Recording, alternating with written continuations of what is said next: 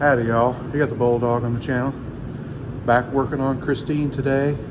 Finally got the parts in. It only took the post office an extra week to find us. I mean, I understand. It's not like we're not on a major highway or anything. But let me show you the part. It's a far from stock steering brace. They make it for the first gen Dodge. And it's not, it's quite a conglomeration here.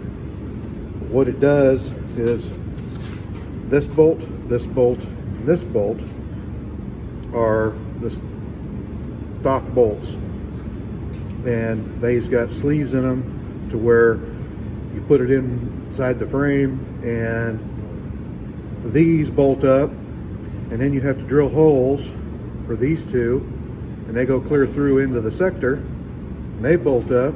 It's got an extra one right here. I mean, hopefully there's a hole there. I forgot about that one. And then it's got a couple extra bolts over here. So it adds a bunch of bolts, plus it goes to the cross member over here. And it gets a little interesting lining these up to get them drilled. I gotta check that one. But that will make it to where these bolts go all the way through and sandwich the whole thing up against. Okay, here we go. I had to drill this hole and this hole, and it looks like there is an existing hole right here. These are the three holes that were holding it, but yeah, this one wasn't here. See, this is a big old welded chunk, and believe it or not, it looks a whole lot better than it did. They actually welded the bracket to the frame because that was a hole that big around. So I put a 1/4-inch slug in there. I put it in there and marked where the hole was, and took the piece out and drilled it, and then welded it in there and ground it down, because a grinder in paint makes me the welder I ain't. Now, those extra bolts go over here.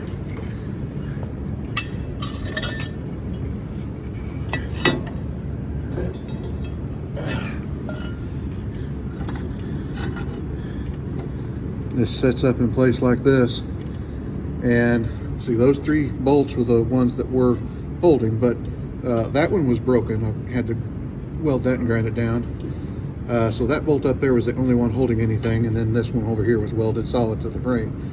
And these bolts, you can't take them out, so that's why we were having a problem. We were having a brake pull with this thing, and whenever you'd hit the brakes, it would twist the sector. So that's what this bracket's supposed to be fixing. I did have to jack the motor up to get room to get that in there.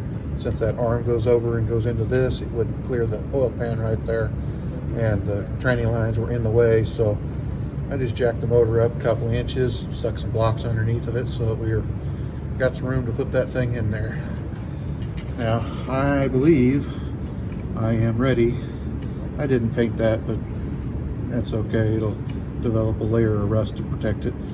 I'm going to set that thing up in the back side there. I'm going to have to go ahead and put the big long bolts that go through these holes, and the ones that go over top. I put them in first because of the stuff that's behind it. They're too long to go in there, so we'll get that all set up in place. Okay, I've got the bracket sitting in there. The bolts all loosely installed. Make sure you use the washers, because you see this, there's a lot of slop in these thimbles.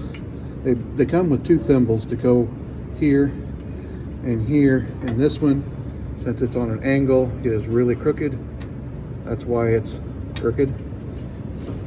But you rotate these into their position and leave them. And what I want to do is I'm going to install everything that I can. I'm going to see if I can reach up in there and hold this with everything installed. That way when I tighten it all up, all the bolts are in there. So I'm going to set that bracket up in place. Okay, that bolt there can't go there because the plate hits it, so don't put that one in. Okay, you want to loosely install everything. You know, it's all mocked up. We got these bolts through there. This one's looks a little short, but it's just because it's not made it up really good on the back side. This one's through, this one's through, this one's through. So I believe I might go ahead and put the sector and get it screwed down on there. I can probably tighten everything up from the other side. I'm putting the nuts on the inside because for clearance issues. Just like this bolt here hit this and it was rocking back and forth on it. I thought that one of these thimbles was rotated, but no, it was hitting the bolt right here. So I'm gonna go ahead and put this bolt in right here, because that's where this brace goes. And I think I'll set the sector up in place. Start zipping everything down. I'm gonna put red Loctite on these too. Okay, I believe we're ready to put the sector on now, and then I got everything snug down here. These bolts are loose. This one's a little bit tight, but I had to take it back off and set it on the anvil and go all Ike Turner on this right here, because this was wound down just a little bit and it gave slack behind here on this thimble. So I'm gonna attempt, before I tighten everything up, to start these bolts on the sector. And I've got some red Loctite to put on them because I don't want them working loose.